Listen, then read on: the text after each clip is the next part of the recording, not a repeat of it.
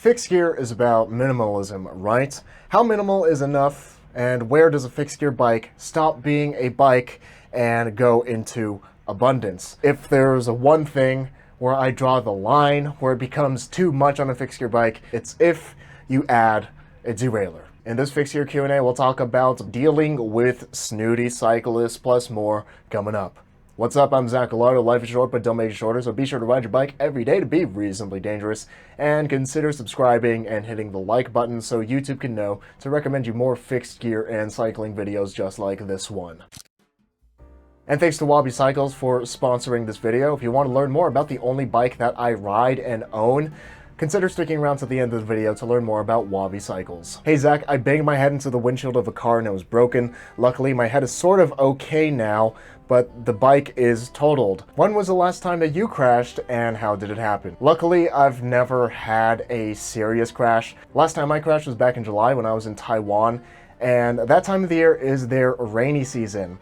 Taiwan also loves tile sidewalks, so tile sidewalks plus rain equals really slippery surfaces. I was going to a cafe and I rode my bike up onto the sidewalk so I could park it. Then I just lost all traction and slammed into the floor while still inside my pedals. A couple of people were waving at me through the window of the cafe to see if I was okay.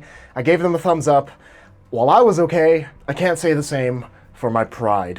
What happens if your chain line isn't straight? Is it bad, really bad, or really, really bad? It depends how off your chain line is. The more off it is, the more problems you'll have and the less pleasant it will be to ride. When your chain line is off by 2 millimeters or more, you can feel the chain grind against your chainring and your cog. Not only is this unpleasant, but over time, your entire drivetrain will wear out a lot more quickly, meaning you'll have to replace your chainring, and cog a lot sooner than you should have to. And when your drivetrain components wear down, it can start to feel crunchier as bits of metal can get caught up in the drivetrain, and it can wear down the roundness of your chainring and cog, meaning that you'll have uneven chain tension throughout your pedal stroke, and in extreme instances you can even have a dropped chain. Depending on how off your chain line is, yes, it could be bad, really bad, or really, really bad. How do you know so much about bikes? I've been riding as an adult for 12 years now. I still don't know half the companies that you talk about, and I definitely don't know the ride quality of each individual part. Before you started getting free YouTuber swag, you spend all your cash on bike stuff. When I first started making videos when I didn't have nearly as much experience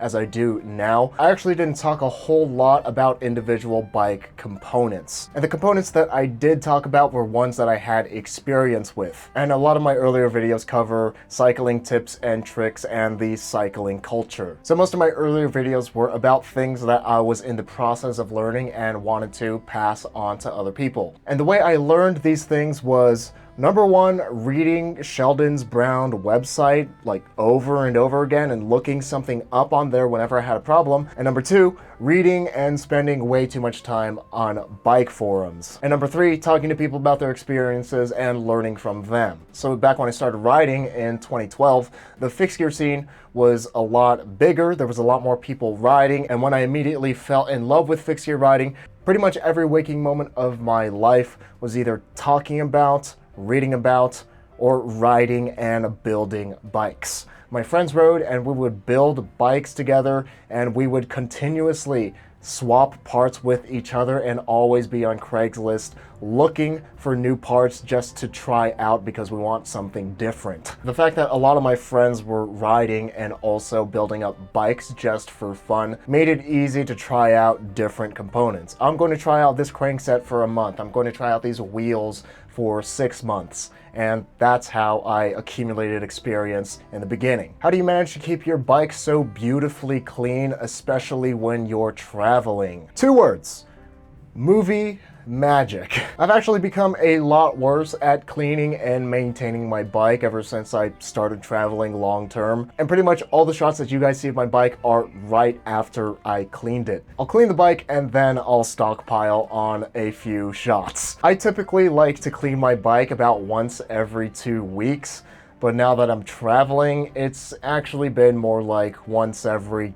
3 months. And this really kills me inside, because I'm very particular about the cleanliness of my bike, but I haven't cleaned or lubed my drivetrain in about 5 months now. I'm usually very particular about my drivetrain, but this is this is not okay for me. I'm not lying, it's been about 5 months ever since I cleaned my drivetrain, and I tend to just shoot around the dirty parts. There's a lot of scuffs and grease here. All up on the seat stay, there's lots of scuffs. My bike actually isn't as clean as it seems in my videos. It is actually very clean right now since I did just get some new shots 2 days ago and I cleaned it for that. My normal cleaning process is really simple. Just dish soap, warm water, and a rag.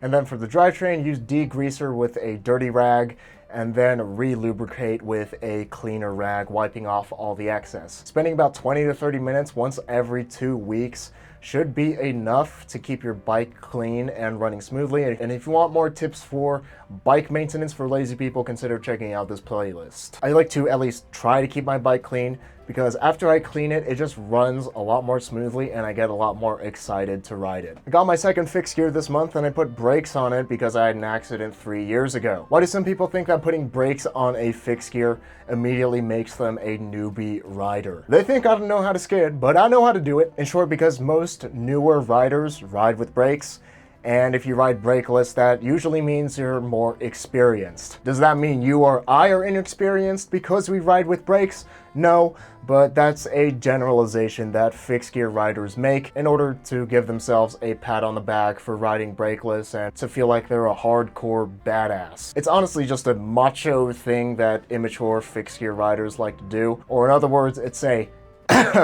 dick measuring contest. And the best thing that you can do is just to ignore them and not care. I like this question because I have the same problem.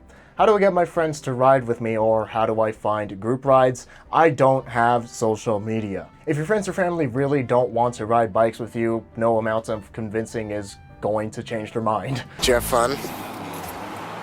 Fun is a way to describe things.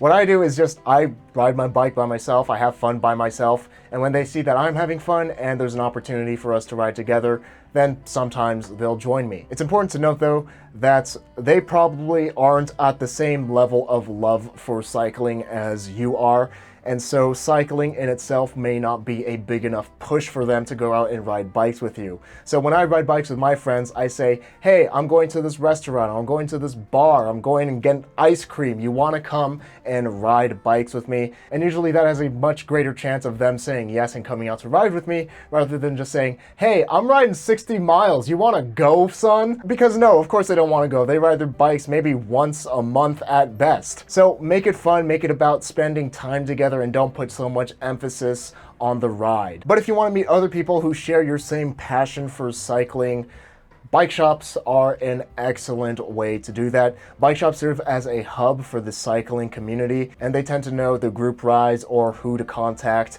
or what time and where to be if you want to ride with other people. That's how I got plugged into the fixed gear scene in San Diego. I went to Retrogression, I said, hey, where's the group rides at? Who do I ride with? And they told me, hey, there's the Werewolves, there's the Cretans, there's No Hands Wednesday, there's the Velodrome where people hang out on Thursdays and Fridays. And in that case, it was really easy to find other fixed gear riders to ride with.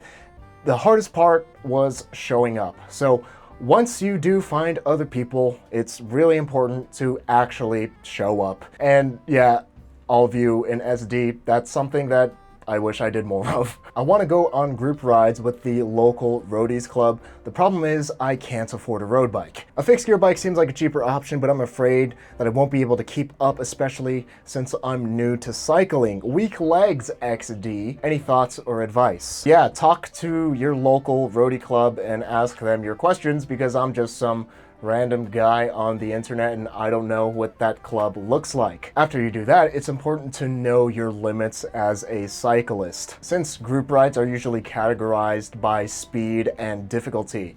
So if you can find a group ride that sounds like you can handle it, then join that ride. It's important to be comfortable riding alone before you ride in a group, like knowing how to be comfortable riding in traffic, being confident in controlling your bike, and knowing what you and your bike are and are not capable of. Because if you don't know those things and you get into a group ride, it can turn ugly pretty fast if you make a mistake. Whether you should get a Fixie or a road bike and just riding with that group is your main priority, again, talk to them.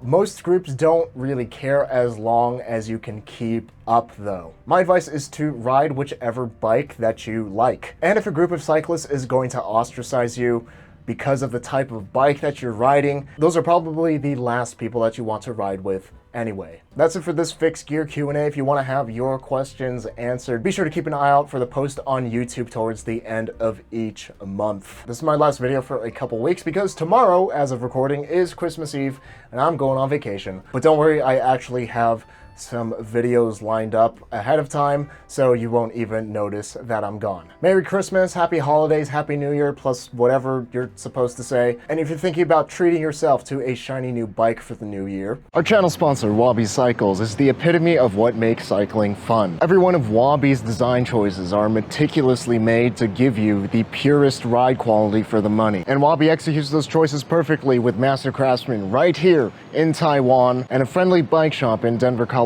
that is eager to answer your questions and get you on a bike that you'll love. This amounts to efficient, elegant, and timeless bikes that you can get from a passionate group of fellow cyclists. Wabi's relentless attention to detail results in Wallace, my 58-centimeter Wabi Special, weighing in at 17.5 pounds or 7.97 kilograms straight out of the box. That's well under 20 pounds for a completely steel lugged frame set that has no carbon components. That weight isn't just for quoting and impressing other cyclists though. It results in the best riding experience that I've ever had on a bike, with a snappy, responsive, and lively bike that only top shelf steel can bring. That pure fun makes it easy for me to ride Wallace, my Wabi Special, as my only bike as I travel throughout Asia. So if you're looking for the bike that could very well put an end to your search for the perfect bike, consider checking out Wabi Cycles, linked at the top of the description, because it really is the closest thing that I've ridden